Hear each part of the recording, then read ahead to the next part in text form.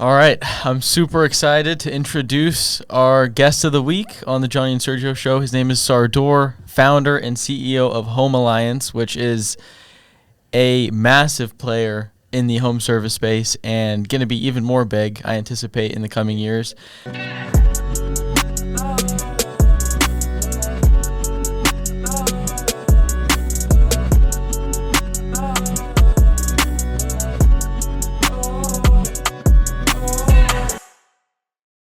Just to read off some stats real quick, just to give you guys a sense of scope of how big this business is, they've got 249,000 plus customers across the U.S. in 30 plus cities with over 1,000 plus technicians and customers having over 15,000 plus memberships that are on recurring with them and a 70% net promoter score, which is absolutely amazing. And the company's called Home Alliance. It services how many different industries, Sardor? Currently five. We are adding a six, which is home cleaning. Nice, yeah. So 5 different industries, and then when we first initially talked, you have a plan to add a ton more. So I want to just dig right into it. Your business is completely bootstrapped. If you don't mind giving a sense of size of how big it is, as far as how many full-time employees you have, how much revenue you're doing. Yeah, definitely.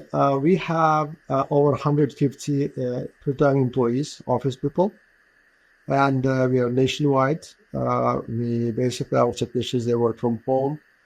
We have over 1,000 technicians, like part-time, full-time, and freelancers all together, like the technicians who also accept bikes calls from us as the freelancers.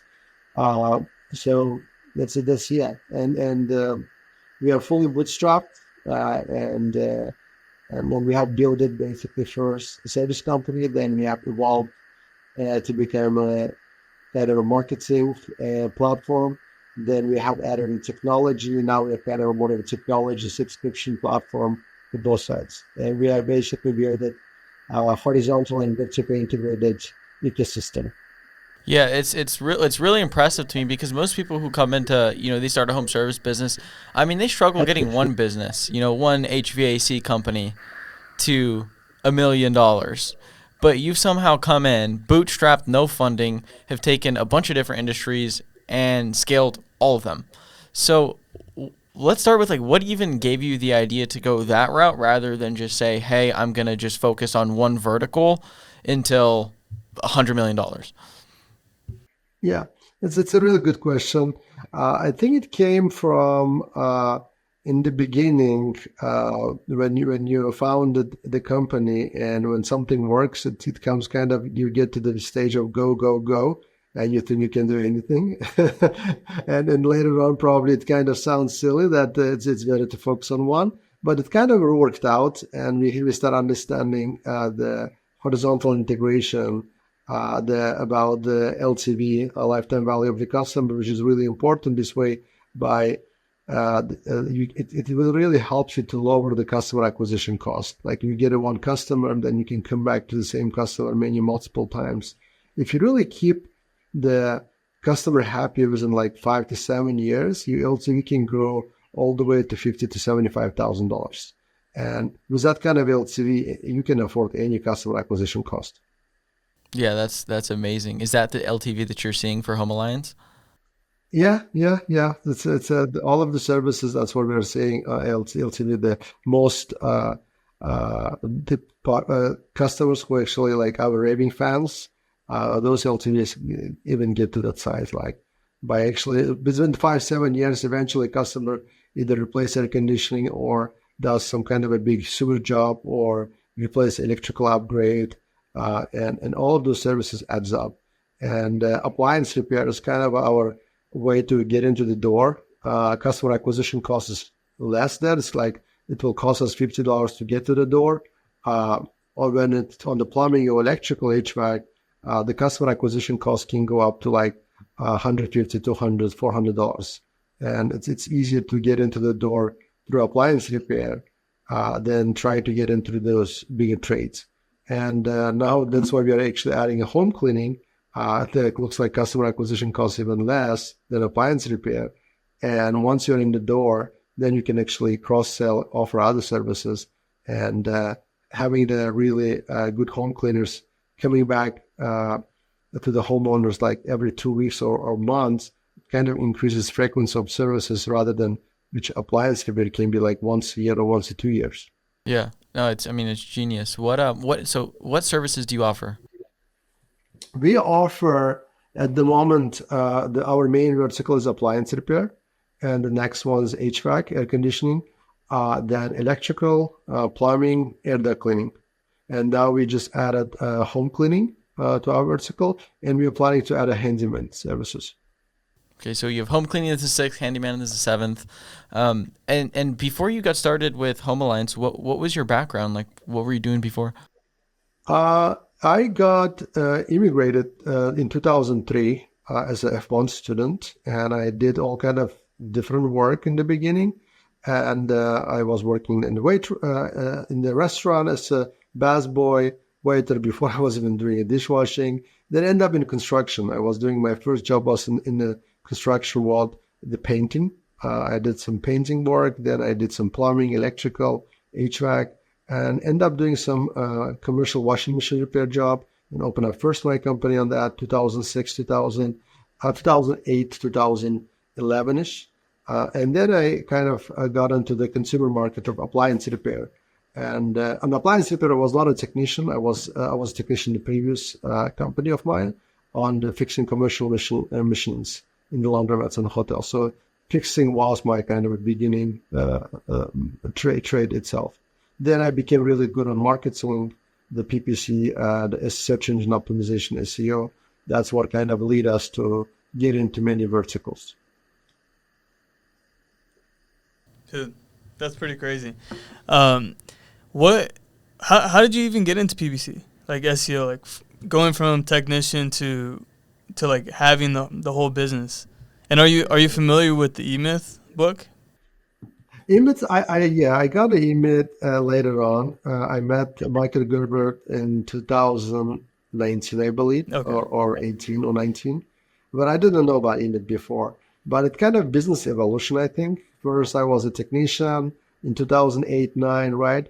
And I was getting those, my first customers, I started the business with $100. I basically print out some business cards, and I was driving to coin laundromats and dropping off my business card, but I was not really getting a good result because they were unattended. I couldn't get a hold of the owners. Then what I did is I did some direct mail. I print out the addresses from Yahoo Maps. At that time, Yahoo Maps was stronger than Google. So I went to Yahoo and actually print out all of the addresses of coil laundromats, and I was doing a direct mail. Also got some results, but not much. Then I got some yellow stickers. I started driving around and I was gluing them on the locks of the coil laundries in the office, and the owner would come actually see my number. They would call me, or sometimes they would actually kind of call me. They're mad because they cannot get it off, and I would still kind of made it up, and I apologized. I would drive there to take it off and explain them, and I give them free service, and that's how I signed up contracts in the beginning. But later, I kind of got to the PPC world AdWords, and I hired from Odesk. It was Odesk. Now it's Upwork. The PPC specialist from India, and put up some budgets, and we started seeing some results. And since my background was international economy and diplomacy, kind of working outsourcing was kind of my thing. And from the beginning, I knew about world economy, where to actually get cheap and labor, outsourcing, already overseas, right, kind of a thing. So it was kind of my beginning where I could utilize overseas labor instead of finding here or utilizing freelancers. And I learned from them the PPC first, getting those PPC AdWords. Then I got involved to the SEO, search engine optimization, because we already did some on the PPC. You use it in the beginning, and then you get those search keywords.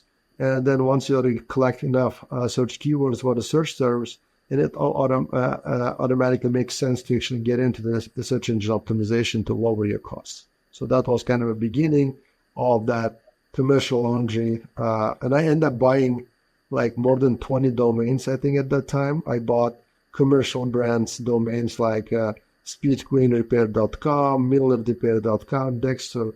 Then actually they came back because it was their trademark. They actually end up taking it back, so I give it back to them. So they were all good. But it was kind of beginning when I started purchasing a lot of domains under different keywords. Now we own more than 10,000 domains, I believe. 10,000 domains? Yeah. That's part of like the SEO play? Just Right. getting as many backlinks as possible and Correct. everything? Got it. It's tough. How have you seen the marketing landscape change like over time from when you started to like now? Yeah, it was a big change. I think in the beginning, Yahoo was strong, and then later Google started picking it up. But when the Google bought Zagat, it was a review platform at that time in 2011 or 12. They offered Yelp to sell it. Yelp denied it at that time, and they actually ended up buying Zagat review platform. But they couldn't merge it together. They couldn't digest it properly, and all of the Google Maps and Plus kind of went down at that time, and the Yelp kind of took off, right? So Yelp was a strong platform from 2000, I think like 11 or 12 to all the way 2018, right before COVID. And when during the COVID, kind of Yelp was not that strong enough because people stopped going to restaurants, and also Google made some updates. They took away 3 positions from Yelp. They used to give like 3 positions in the Google search. Now they only give 1 position. So Yelp couldn't kind of survive its own traffic. Now they're buying traffic from other places. That's why you cannot really get a really good traffic from Yelp itself now. So like all of the platforms right before the Yelp and Google Maps, the Craigslist was a strong platform. So you could get a bunch of traffic from 2000 and 2010. Like Craigslist was a thing before Yellow Pages, right? So Yeah, it's interesting with marketing because it is a cycle, right? Like every channel, every platform has a cycle. And when people are new to the game, like right now it's Google local service ads. That's like the new hot thing, right? And as more and more people use it, it gets more expensive to use. And people start freaking out and they think it's the end of the world. But you've been through enough cycles to where you've seen, an ad platform go up and down, things like that. So what's your advice to somebody that's kind of stuck on one platform and the costs just keep rising? Like what would you do? What have you done? So basically, when you are building in the beginning of your company, you need to find out whatever really works and maximize out of it, right? Like take whatever you can, and don't focus on diversification much. But later on, once you're doing like probably over 5 to 10 million a year, now you want to actually start thinking diversification. You don't want to have all eggs in one basket. And that was my mistake actually in 2018. We were doing at that time 2.5 million a month. Like I was already had $100 million company, and I lost it in like few months. Like we were having like 90%, 80-90% of the traffic was coming from Yelp, and kind of overnight we got all shut down. Wait, how did that happen? Yeah, because the Yelp was all about like monetization. You had to pay for Yelp for all of the traffic, paid traffic, and they didn't allow you to have organic. But Yelp paid doesn't really work. Organic works, like on the basically your reviews really work. Their advertising doesn't work much. If you put more money, it's not going to give you the same ROAS. Okay, let me just interrupt real quick to tell you about Home Service Academy. It's the company Sergio and I run. Home Service Academy is essentially a business in the box where our team will actually roll up our sleeves and help you build a house cleaning business and run it completely remotely from anywhere in the world, from dirt to however big you actually want to take it. To date, we've helped over 1,500 people start and grow their existing house cleaning businesses all across the US and Canada. It's something we've gotten very, very good at, And if you've been looking to dip your toe into entrepreneurship, whether that's to go full-time in a business, to replace an income, or just build a side hustle that produces you an extra whatever amount of money you want to make on the side, on top of your current 9 to 5, then click the link in the bio and book a call with our team. It's completely free. And at the very least, you'll see what it looks like to actually run one of these businesses, the time commitments, the amount of money it costs to actually start, and every good and bad thing that can come with running one of these. So again, if that's something you're interested in, click the link in the bio and let's get back to the pod. Yeah, that makes sense. Yeah, I mean, when we built Orange Window Cleaning, our window cleaning business, that was our primary channel, was Yelp. We ended up getting a lot of reviews and Yelp was strong from 2012 2018, 19, but I don't think now it's strong enough. If you really look at the Ahrefs traffic value, you're gonna see like it's kind of down now, and also in the Google Trends. Yeah, we found that like Yelp does not work for any company outside of California either. If you're not in California, it doesn't work at all. Yeah. It works in some cities. The Yelp works in West Coast, California, right, and Seattle. It works in New York, Boston, some in Chicago, some in Arizona. That's it. The rest of the states doesn't. You better get traffic from the Thumbtack or engines. We get all of this. Yeah, you have this track record of just like always outsourcing things. That was a common theme, and even to this day, you built a company on outsourcing.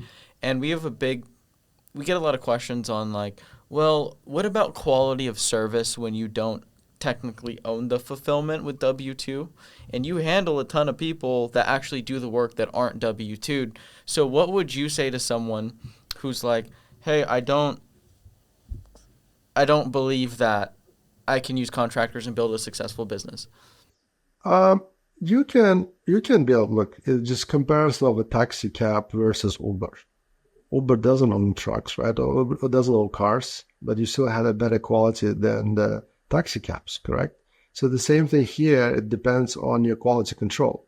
I think we have one of the best quality controls in the industry, home services. Our NPS scores now, I think, is heading to like 76. When you don't see that kind of NPS score, I think probably like only a few companies has higher NPS score than us, which is like Tesla, and I'm not sure even Apple. Like we already have higher NPS score than the Disney and Coca-Cola and other ones already in the services, and it being in services, right? So after every single job, our quality assurance department will reach out to the customer. They will send them SMS and delighted. We follow up. We basically make sure customers are happy. We don't really care much about now external review platforms. We decided after Yelp situation, because what the Yelp situation kind of taught me, don't focus on external review platforms and don't build that content elsewhere, build it in yourself. That's why we start focusing more internal quality, internal product itself. So and that's why we, after every single job, we follow up with the customer, make sure they're happy, and plus we cross-book more services. And you can get that kind of result. Like after every single job, a customer gets SMS, the result is posted. We have a Slack channel between our technicians, contractors, and the office. We get that message right away there, and our office will interact with technician. Good job, thank you. Then you can clearly see the customer's message. Like we have basically accountability about every single job. Yeah, no, that's a great point. You got something? Yeah. I freaking forgot what I was about to say. Just dropping so much sauce for us, man. So many. Oh, I remember my question. So, okay, I know you said that you kind of just fell into the multiple verticals thing, but I think a lot of people get excited about, servicing multiple services verticals because they think it's going to make them more money, which it can, but I see a lot of people do it the wrong way. So if someone was to add a service onto their existing service, yes, how would you recommend they do it? Like at what point in the business, revenue-wise, and things like that? For basically, you want to build the my recommendation would be this. You're going to have to hit 100,000 a month, which is like 1.2 million a year revenue mark before you add a vertical, like before you want to add a region. Like that's kind of our, for HVAC sales is 500,000. Like you have to do like 5 million at least before you open a second location or before you open a next vertical. You don't want to do it too early. That one is kind of because of organizational structure. Your org structure should be in the right place where you can afford to hire a manager, general manager, and put it in place. Now you free up your time to actually focus on building new vertical, because you cannot delegate it, you cannot abdicate it, and you cannot disfocus on from one business to another one. Then you're going to be losing the first one as well. So that's why I would really recommend, if it's like a home service company on the services, hit at least like 100,000 a month, which can get you like 5 to 10 techs, and then open a new region or new vertical, depending which way you want to focus on. If your marketing is strong and your strategy is well, you probably want to focus more regions. If your marketing strategy is more horizontal integration, more LTV, then you want to focus probably adding more verticals. We do both of them. We basically do regional expansion, and at the same time we do horizontal integration. In the regions, some of the regions appliance repair, they basically do more of a regional expansion, just keep adding more verticals. I don't do that part anymore because it's tactical growth. My team does tactical growth. I do mostly strategic. Strategic growth is adding a vertical, is which we never did before. That's a strategy, right? It's that one I do it myself.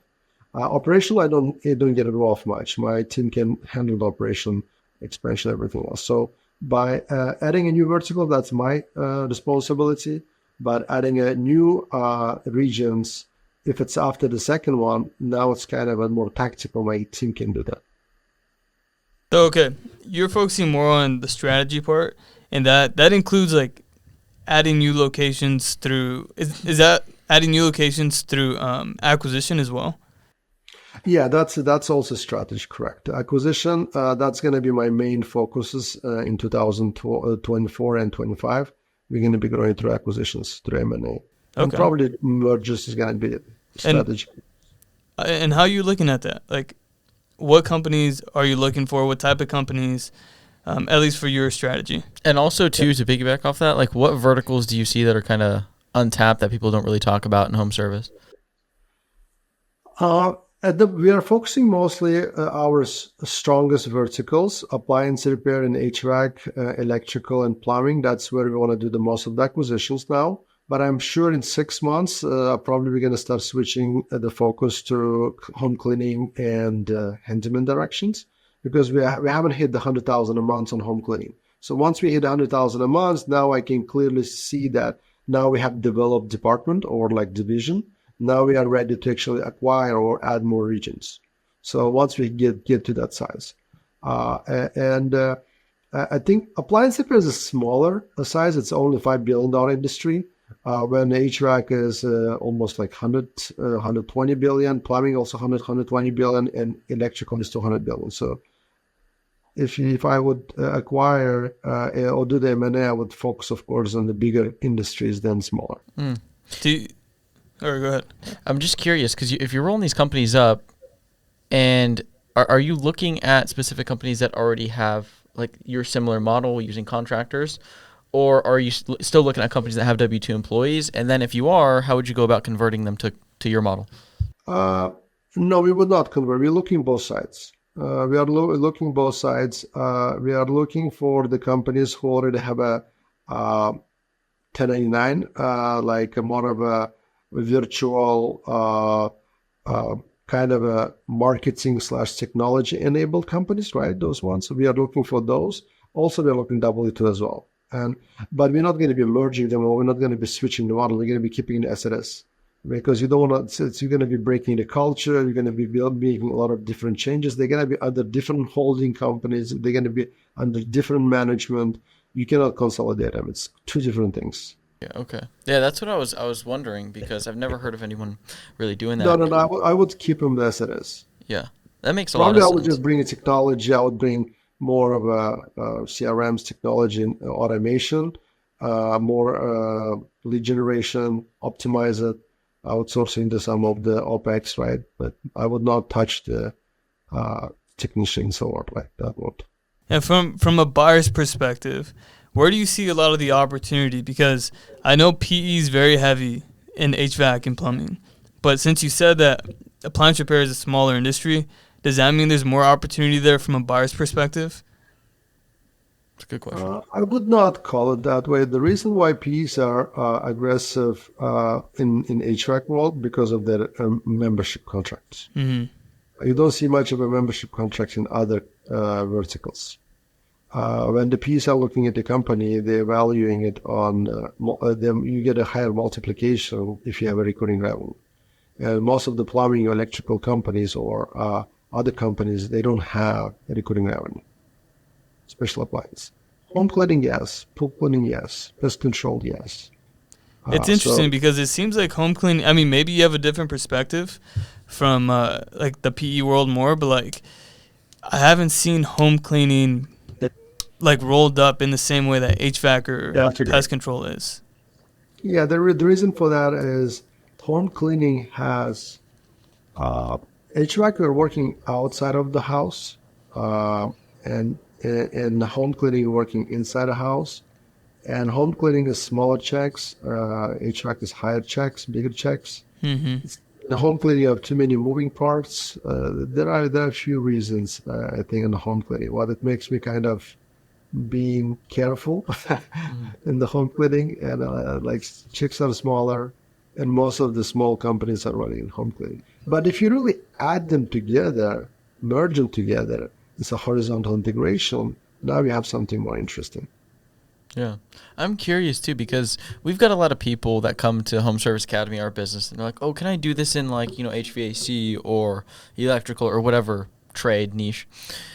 And we always tell them, hey, we just focus on home cleaning because a big thing for us is how do you get around the fact that you have to have licensing? Because the reason we do house cleaning, it's very easy. You don't need any licensing. You could just get started. How do you get around all that operating in so many different areas in so many different verticals? No, we have licenses for all of them. Okay. We do get licenses for all of them. So, yeah. So appliance repair doesn't. It's not that strong on licensing. It's like they only get like some certificate license. You can just buy it for $180. But when it comes to plumbing, HVAC, electrical, then it requires we have those licenses. So and we carry them through our whatever sister companies. Oh, okay. Yeah, that's going to be my question. Is okay. Say you're rolling out a new vertical. Let's say you want to go into something that requires a license, a new vertical. Roofing in most places. Yeah, roofing. Let's say you're going into roofing next. Where, are you going to go learn roofing, the trade of roofing yourself, and get the license yourself, or? No, I partner up with someone who has already the license. Gotcha. Okay. Yeah, the fulfillment always happens in different company. Our company is responsible for kind of a more of a MSO, management system organization, kind of a more management. So we kind of act more of a holding company and support. We don't really do the fulfillment ourselves. Okay. And how do you go about finding people like that? Say somebody's listening to this and they're like, hey, I want to start, an air conditioning company. I'm really good at marketing and I'm really good at operations and systems in some random city in the States. And they want to go start an HVAC company, but they don't have the license. How would you recommend they go about that? So there are a few ways you can do it. One is they can learn, and actually they can take the test. It took me when I was doing it, it took me probably 6 months to learn and take a test, 10 years ago. First time I failed, and then I had to kind of go back and learn. And the second time I kind of passed it, right? That is another way. But that's a kind of a harder way, right? The simplest way is find a partner who has a license. And you can join that partner as a RMO, registered manager officer, or RME. And they'll have a less piece of your company, but now you have license. So the partnership is all about when you cannot purchase something what the partner brings, now you partner up. Yeah. Yeah, that makes a lot of sense. Okay. Yeah, I've always wondered that. And I've been meaning to ask you that ever since I first talked to you, because we've never gotten a solid answer. And I know people that are listening to this are going to probably wonder that too. But Yeah, or you can purchase a franchise, and the franchisor maybe can help to get the license. yeah. Yeah, I didn't even think about that one. Now, moving forward with Home Alliance, what's like the big vision for it? Goals? What new verticals do you want to open next outside of because you said home cleaning, and the next one after that was Handyman. handyman. Handyman. Yeah. Yeah. What's next after Yeah, those? what's Because Sardor you showed excited me- about? Yeah, you showed me a big ecosystem. Yeah. Basically, yeah. My vision is I believe we can build an Amazon of home services, and I think I can get the company to be $100 billion company. With a B, and 100 from- billion? with a billion. But yeah, the horizontal and vertically integrated. And once we are in someone's house, we want to take care of all of their needs, and we want to add more recurring services on our side, basically from home cleaning, and next it's going to be probably we're going to be landscaping, pool cleaning, pest controls, mobile car wash, mobile makeup, like whatever it makes you to actually come back to the same homeowner and take care of their needs, and so recurring wise. And then we want to add more emergency services, which we don't have, which can be locksmith, garage door, and so on, like anything to do with whoever comes to your house into this. Then later on, we're going to be adding home improvement. And we are going off of the frequency of services, recurrences, which happens like every few weeks, every month, over the 3 months. That's kind of our recurring services. On the emergency, like it might happen once a year, it might happen once in 2 years, right? Those ones we are really good at. We are good on emergency services at the moment. But now we want to actually add the recurrings. On the emergency, we have like 4 verticals, like appliance, HVAC, plumbing, electrical, air duct. We want to add other services. And later, we want to add home improvements also. So home improvement can be windows, doors, flooring, roofing, Fences. those kind of ones. Yeah. Man, you just got my wheels spinning right I know, now. I have so many questions. Like, okay, when you say you want to be the Amazon of home services, I see you adding all the verticals, but are you gonna have something like prime shipping where it's like I need my I don't know, my windows cleaned right now. Someone shows up in an hour. Is that possible? We almost do that now. So Really? we have a membership, which is we called it in the beginning Prime. I did see that. It's $99 a year, right? No, it's literally 190 months. Or a month. Okay. Correct, yeah. So basically, you get a same-day service. You get a same-day service. We take care of your needs. In the future, we want to give a service within an hour. So we want to take care of your problem within an hour. So in the future. Is there Wow. a point where you're going to need to raise money to fulfill that vision? I believe so, yes. I think to speed it up, of course, we need to raise money. I think we're going to be raising money within the next 9 months before like end of 2024, 25. So we're planning to raise around 20 million. So let's see. Let's keep it crossed. Yeah, I mean, if you're listening to this and you got a couple million to invest in the company, What Homealize. makes us different? Yeah, what makes us different? I'm not sure. Do you guys know that we all have our own CRM? I think Yeah. you mentioned that to me, yeah. Yes. Yeah. Basically, in 2016, what we did is it's kind of one of my biggest mistake, and it's one of my biggest wins. I think, as you can look in 2 different directions, and the biggest mistakes is I could basically take that CRM in 2016, 17 and actually compete with Service Titan. Then instead, I was focusing more on growth, internal growth. So what we did is 2016, we already had like, I think 60 or 70 technicians. We asked a quote from Service Titan, and they quote us like $300 per technician or something. I had to pay like 18,000 or 20,000. And instead, I end up hiring 2 Ukrainian developers, and we basically build a whole CRM. And we cloned it almost like the Zuckerberg cloned Twitter. That's awesome. Is that only strictly for internal use? Do you let anyone else use that?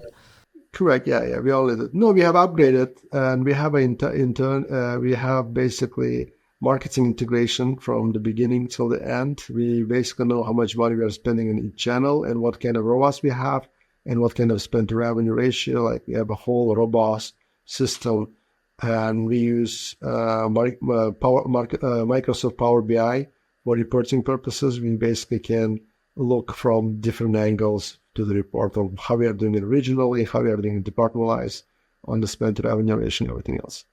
So is that also in the roadmap, like putting that out externally to other home service companies? Maybe ecosystem-wise, yes. One of the things we have at the moment, the MSO and franchise. We franchise out as well of appliance repair companies, and for them we are providing our CRMs. Right. What makes our CRM different than any other CRM is job distribution.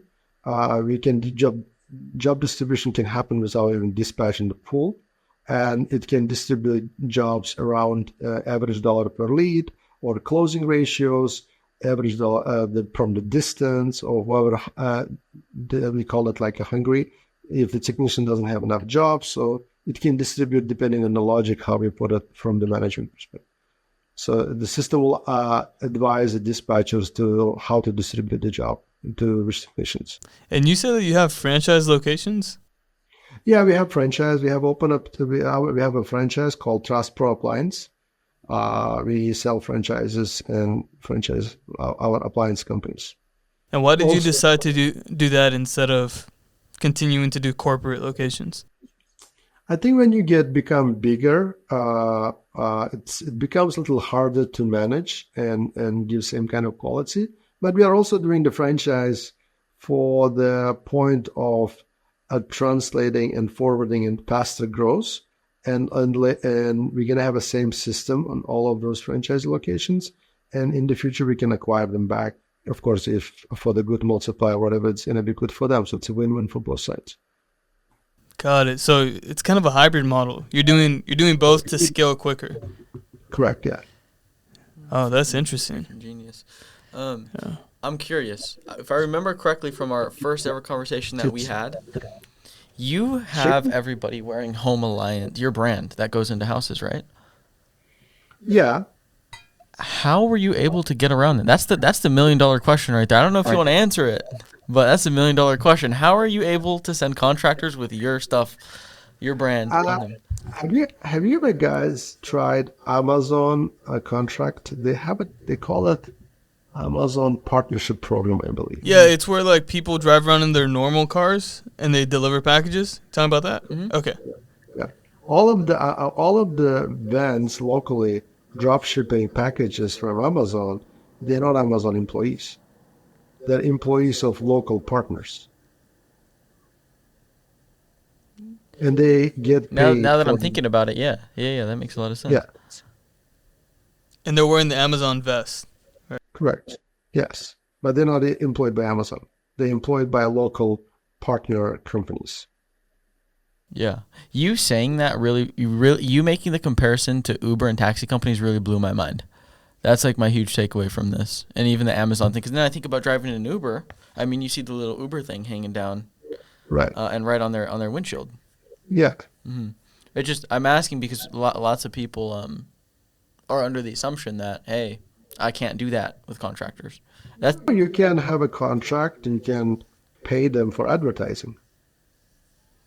Pay them. That makes a lot of sense. Okay. You can pay marketing. You can pay $100 to $200 a month to market. You can even hire any other dropship vehicles. Like there are a lot of dropship companies like with white vans. You can just rent them out.